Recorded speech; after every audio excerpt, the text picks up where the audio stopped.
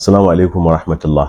Wannan sako ne na musamman zuwa ga mai girma gwamnan jihar Zamfara Dr. Dauda Lawal Dare. Muna fatan Allah ta'ala ya sa wannan sako zai riski mai girma gwamna. Haka nan mataimaka gwamnan da muke tare da su a wannan kafafe na sadarwa, muna fatan idan wannan sako ya isa zuwa gare shi za su sadar da shi zuwa ga mai girma gwamna. Ya mai girma gwamna, sako ne na koke da kuma neman alfarma wa 'ya'yanka da su 'ya'yanka suke nema a wurinka, haifaffu kuma cikakkun 'yan jihar Zamfara. Wato akwai yara wanda suka gama a Federal University Gusau, Fugus kenan, tun daga shekarar 2022, wanda sa'anninsu wanda suka gama da su har sun tafi hidiman bautan ƙasa, amma su har yanzu ba su samu damar ansan notification ɗinsu ba domin ci gaba da al'amarin hidimtawa ƙasa. Hakan ya samo asali sakamakon sun kasa providing O-level result nasu na NECO.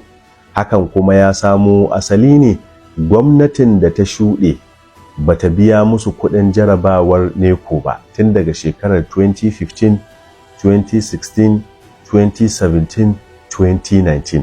Hakan yasa aka hana su O-level result ɗinsu na NECO. Hakan yasa makaranta ko bata ba su wannan notification ɗin ba.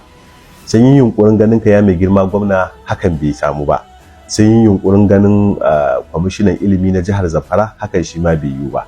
Saboda haka yasa muke roƙo muke fata zuwa ga mai girma gwamna ya kalli wa'annan 'ya'ya nasa. Tabbas wannan kuskure an tafka shi ne ba ƙarƙashin jagorancin mai girma gwamna ba, amma duk kuskuren da aka yi a baya, yanzu mai girma gwamna duk wanda ya kwana ya tashi a cikin jihar Zamfara kai uba kake a gare shi.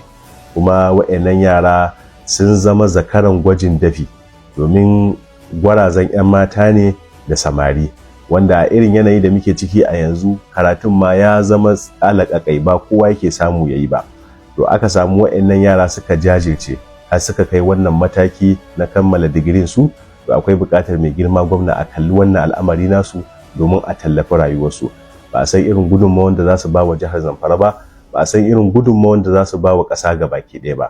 Muna fatan Allah ta'ala ya taimaki mai girma gwamna, Allah ta'ala ya zaunar da jihar Zamfara lafiya, Allah ta'ala ya zaunar da sauran jihohin arewacin ƙasar nan namu gabaki ɗaya lafiya, Allah ta'ala ya zaunar da ƙasar mu lafiya gabaki ɗaya. Wassalamu alaikum warahmatullahi.